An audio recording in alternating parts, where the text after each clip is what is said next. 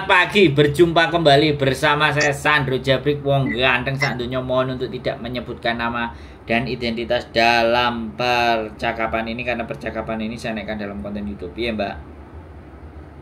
Siap Mas Sandro. Iya, mau ngajak Mas Sandro mikir aja. Kuat kan, aku tidak mikir, tapi diopai nggak?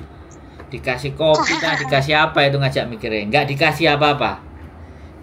Kopi sasetan. Aduh, mencret Mbak, kopi sasetan. Lanjut, gimana ini?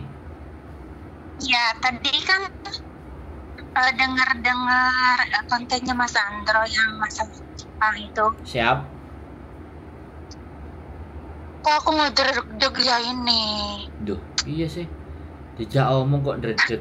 Jadi ngejak mikir kok ndredeg. Gimana sih?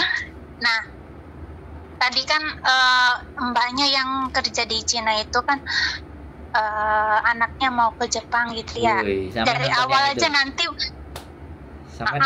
Nah, nontonnya. Terus lanjut.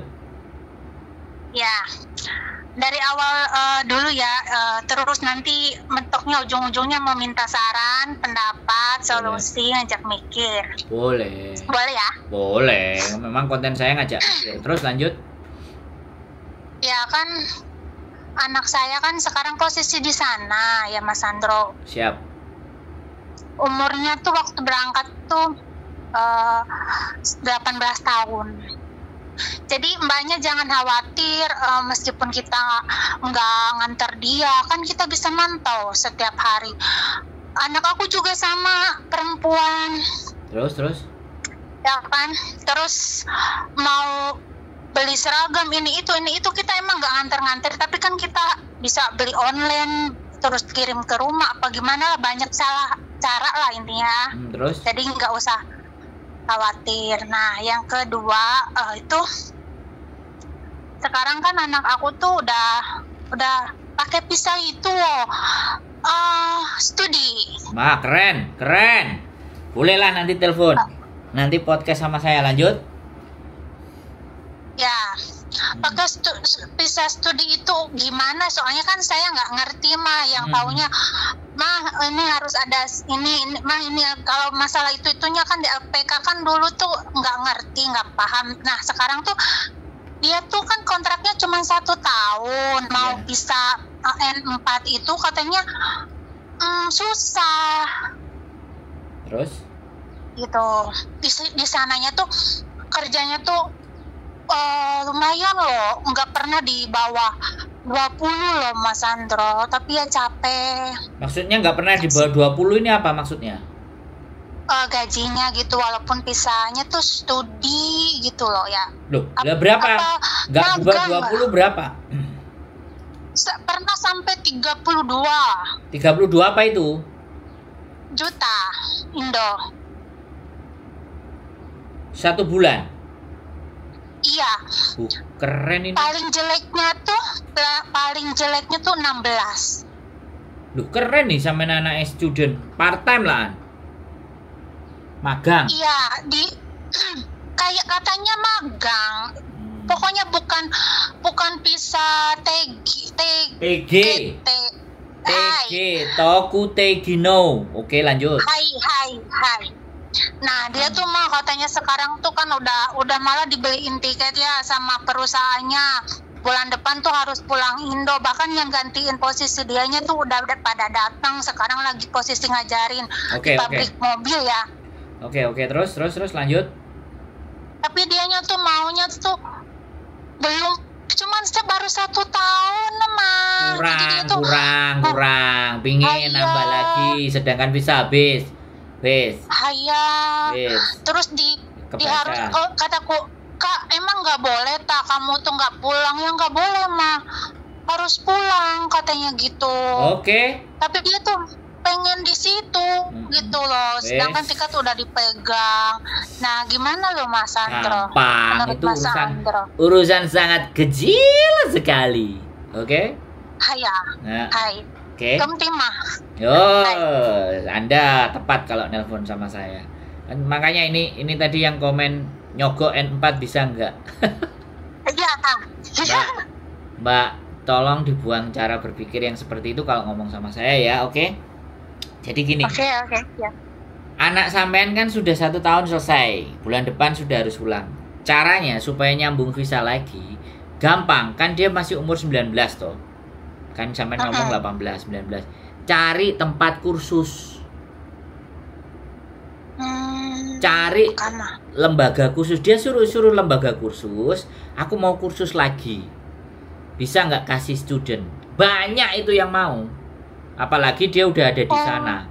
Nah, siapin aja duitnya.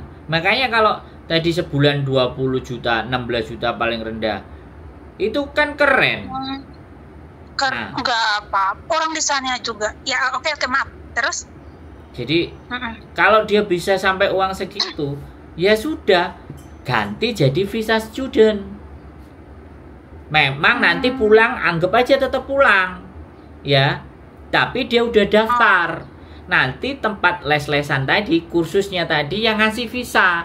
Mau belajarnya berapa lama? 1 tahun 2 bulan. Tapi kan itu cuman kursus. Nah, dia harus cari part time atau baitoi. Baitoi kalau orang Jepang. Kalau kita apa? Baitoi. Arubaito.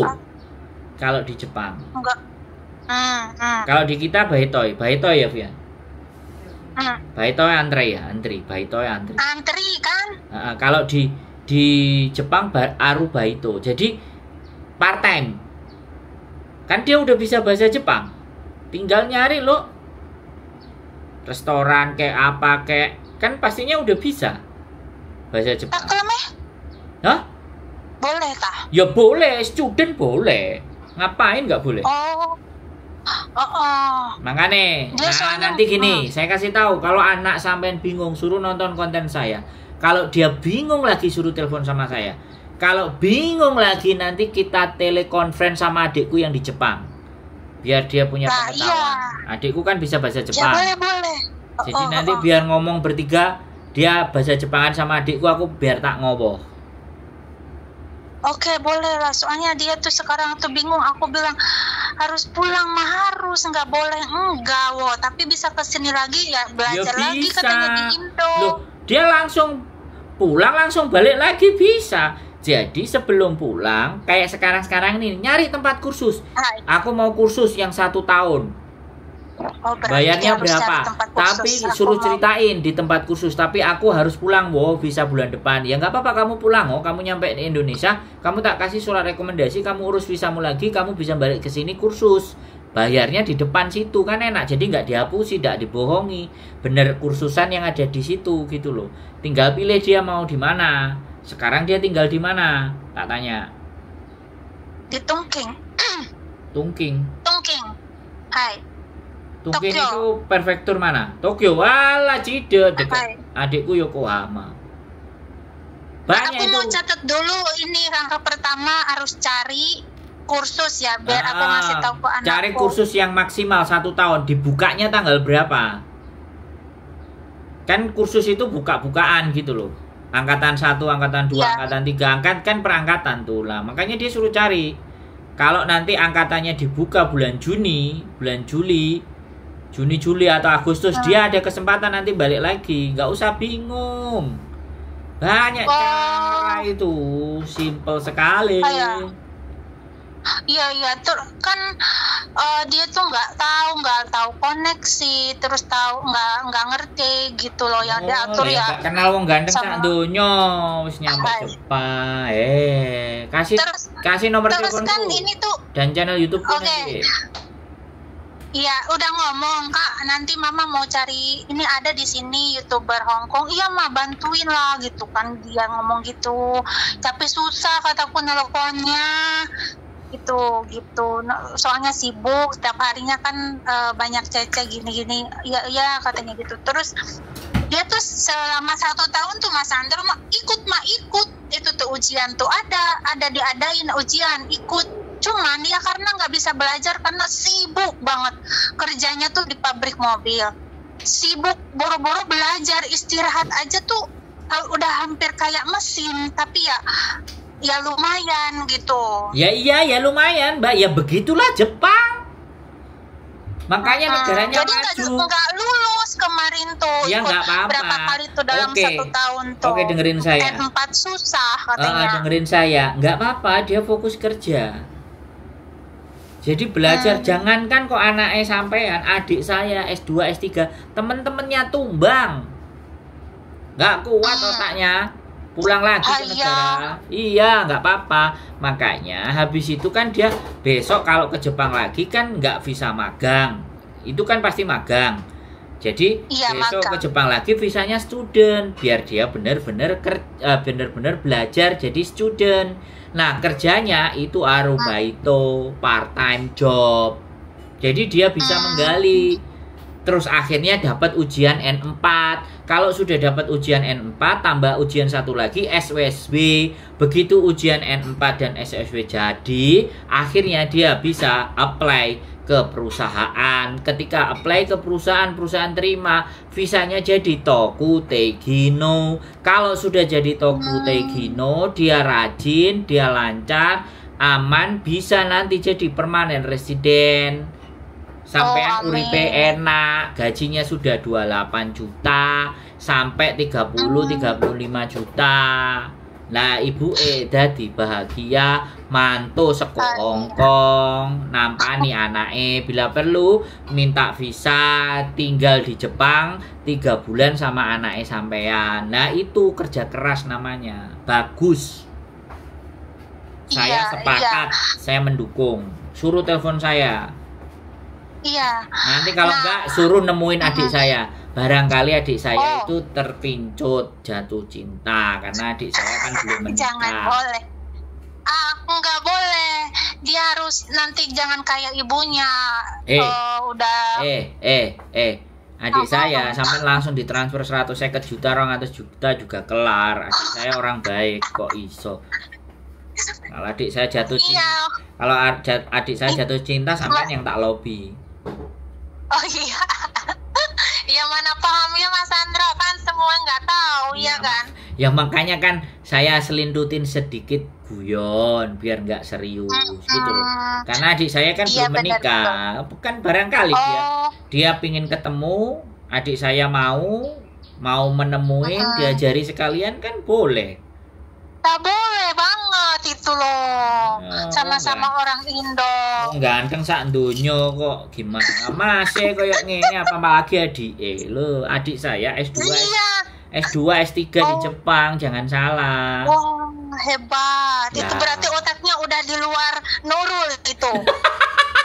Kalau otaknya di luar Nurul itu bukan pinter, blow on lah tambahan. Jadi kayak gitu. Jadi biar nanti adikku bisa ngarahin, mumpung ada waktu 1 bulan. Kalau aku ngomong sama adikku, ini hari ini gak ngerti, mau ketemu ngobrol sama kamu boleh nggak? Kalau adikku ya wis mirip kayak orang Jepang kan. Jadi kalau apa-apa privacy itu kan harus diomongin dulu. Kalau misalnya cocok ya udah dia salin ketemuan ngobrol. Gak apa-apa. Kalau di Jepang kan enak. Orangnya baik-baik. Sampean mau tak adiknya Mas Andro? Sampean ngelihat Mas koyo ngene mosok adik elek. Mas adik luwe apik. Enggak, takutnya tuh adiknya tuh itu tuh apa enggak kayak Mas Andro, kan Mas Andro ya, enggak kayak. Ya, takutnya cool gitu, iya, takutnya enggak mau. Cool, gitu. Memang cool, tapi kan saya bisa ngomong. Ini ada sudah kadung di Jepang, dia udah kerja. Ya wes engko nenek waktu tak janjian, dia bilang kan ngomong. Ya saya kan ngomong kalau bisa saya pertemukan di konten langsung diomongin di Zoom kan bisa. Jadi dia harus meluangkan waktu untuk berpikir itu. Jadi kalau toh pun capek, seandainya adik saya mau pas dia libur ya harus dimanfaatkan. Kalau adik saya mau podcast, oke cocok ya berangkat. Podcast. Jadi ada YouTube-nya juga Mas Andro adik saya nanti. TikTok mainnya. Nanti saya share. Kalau barangkali nanti mau komen. YouTube-nya sebenarnya ada tapi sudah nggak terlampau aktif. Tapi nggak apa-apa nanti tak hubungin aja. Nanti ngobrol aja sama aku dulu. Siap. Jadi nggak usah khawatir.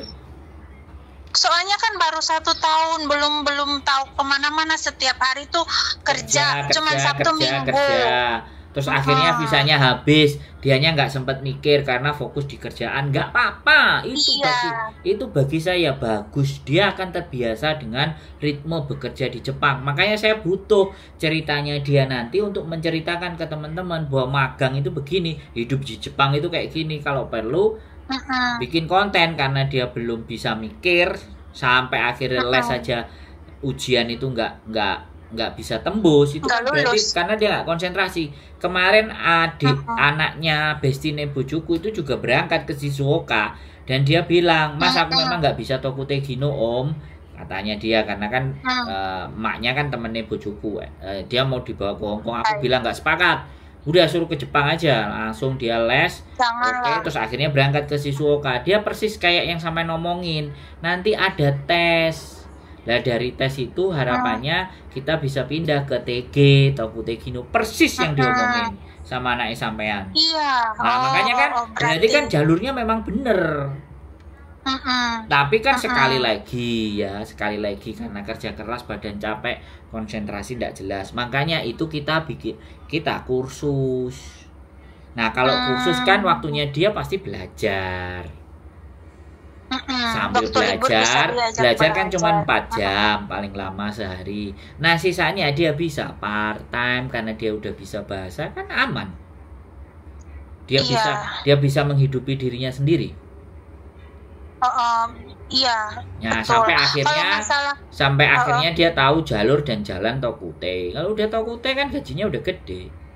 Udah itu peluang, apalagi dia perempuan. Kalau aku sudah bisa terbang ke sana, tak samperin, tak interview. Tapi katanya, iya Mas Andro, tapi katanya bisa TG tuh gaji, nggak tahu ya, dia kan berangkatnya sama anak sepupu juga, tapi beda job, beda pabrik, itu beda gaji, beda kontrak. Kalau sepupunya itu 15 juta, tapi dia 2 tahun kontraknya. Nah, anak aku lah 1 tahun, cuman gajinya itu ugal-ugalan gitu, tapi capeknya minta ampun. Jadi dia nggak bisa, jangankan main, belajar aja, jangankan belajar, main aja susah. Sudah nggak usah iri, karena setiap perusahaan kan punya kebijakan masing-masing, dan LPK-nya yang ada di situ yang mau memberangkatin itu punya link yang beda-beda. Ya kayak di Hongkong aja, udah anggap aja nggak bisa standar anak yang magang itu sama. Semuanya kan tergantung pekerjaannya. Yang penting satu hal, anak sampean itu sudah nggak mutus, nggak pedot sampai habis. Itu udah keren, itu udah didik dia. Ya. Soalnya dia tuh kemauan sendiri. Ya sudah. Malah dulu saya yang melarangnya ke Jepang tuh. Saya maunya tuh udah mama di Hongkong aja, jadi bidan atau jadi perawat. Dia nggak mau, karena kan perempuan gitu ya. Tapi dia nggak maunya ke Jepang. Tapi ya alhamdulillah itu anak tuh masih kecil juga ya. Gak apa-apa, bagus. Malah nanti kalau kenal saya, dia bahasanya oke, kita bikin agent. Kita bisa jadi kekuatan. Iya. Siap. Bisa. Amin. Mumpung J6, karena saya juga tua. Kita butuh tenaga yang muda-muda, yang bisa diarahkan, yang bisa diajak maju. Kan dia kan punya pikiran maju. Siapa tahu nanti kenal sama adik saya, terus maulah saya jadi karyawannya. Lah, kerjanya nggak perlu capek-capek. Lah, boleh. Kita cuma rekrut aja loh. Channel YouTube saya juga udah oke. Banyak yang nanyain ke Jepang. Wah, bikin perusahaan. Wah, gimana? Asik kah? Iya, asik nggak? Tuh. Mantap tuh. Nah iya, sampai kenal saya orangnya tukang bohong-bohong apa tukang garangan apa nipu-nipu kan enggak toh? Enggak. Nah iya, ya wis gampang itu.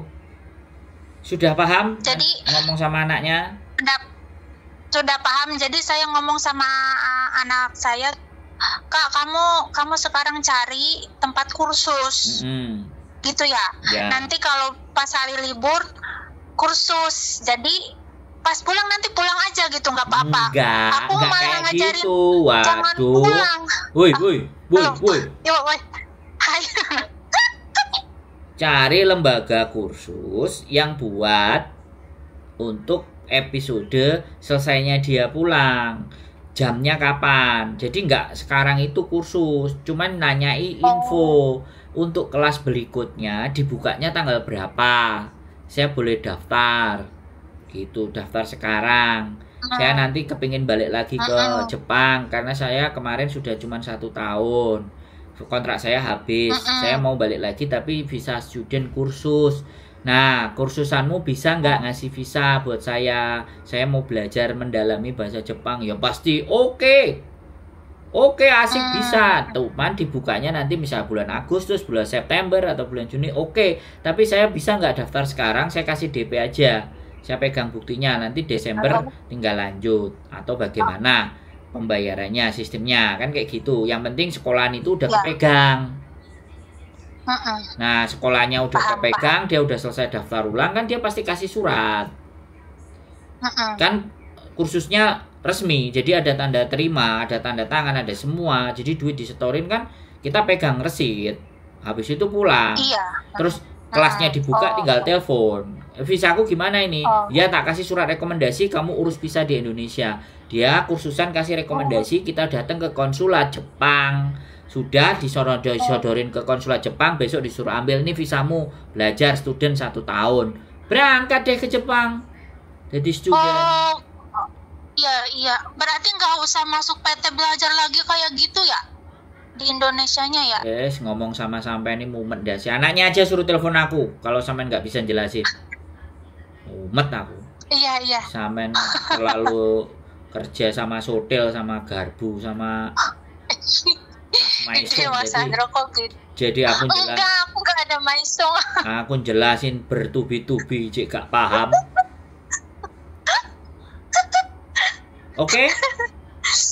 Oke, siap. Ya. Nanti saya kasih kalau nomor perlu, Mas Sandro. Terus, kalau perlu pulang mampir dulu ke Hong Kong. Boleh. Transit Hong Kong, habis itu pulang ke Indonesia. Jenguk ibunya. Gitu loh, Mbak. Yang agak cerdas dikit gitu loh. Aduh. Sampai ini nonton kontenku gak pinter-pinter. Oke? Iya, tapi majikan aku juga ngomongnya tuh nggak apa-apa, kamu mau cuti ke Jepang juga nggak apa-apa gitu. Iya, sampean nggak bisa. Karena sampean kan takut. Sampean paspornya kan paspor apa namanya, kerja, nggak bisa visa sampean kerja.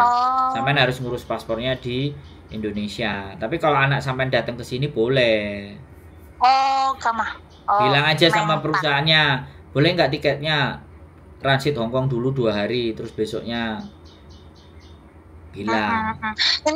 Intinya pokoknya itu pengennya dia tuh enggak maksudnya tuh informasinya nggak tahu intinya gitu. Jadi nggak tahu sinyal, nggak tahu koneksi, nggak tahu ya sekarang udah paham lah. Mas Sandro bilang kayak gitu. Jadi nggak perlu diulang 10 kali kan? Cukup kan? Iya. Cukup. Makasih. Nanti suruh telepon saya, kasih nomor saya. Pasti siap. Pasti nanti nomornya Jepang nanti. Kalau nggak salah plus 81 kalau nggak salah Jepang. Kayak adik saya yang telepon nanti. Jadi biar enak omong-omongannya. Biar dia nggak takut aja, bingung. Kalau perlu nanti ketemu sama adik saya sebelum pulang kalau pas libur. Bagus. Nah itu, lebih bagus itu. Ya bagus Mas Sandro. Iya bagus lah. Cantik nggak anaknya? Kalau jelek katanya nggak mau adikku. Kalau cantik mungkin. Aduh, ibunya kayak Hongkong si Uce kata nenekku. Anjir. Oke ya, sip. Gambar. Oke, Mas Sandro, makasih ya atas informasinya. Ya, wis nggak usah bingung. Sehat selalu ya. Yuk. Oke. Ya, makasih ya. Yuk, bye. Luar biasa teman-teman. Nah ini dia. Keren, jos, mantap, sip, keren, saya suka. Mudah-mudahan nanti kita bisa ngobrol sama anaknya ya, kita kontenin bagaimana kalau magang di Jepang rasanya mau mendasih. Ben kalian nggak bisa bayangin gimana kerja di Hongkong. Sip, kita punya narasumber yang terpercaya, yang akurat, yang oke, yang istimewa. Tetap semangat, keep stay tune with YouTube channel and see you next video. Bye bye.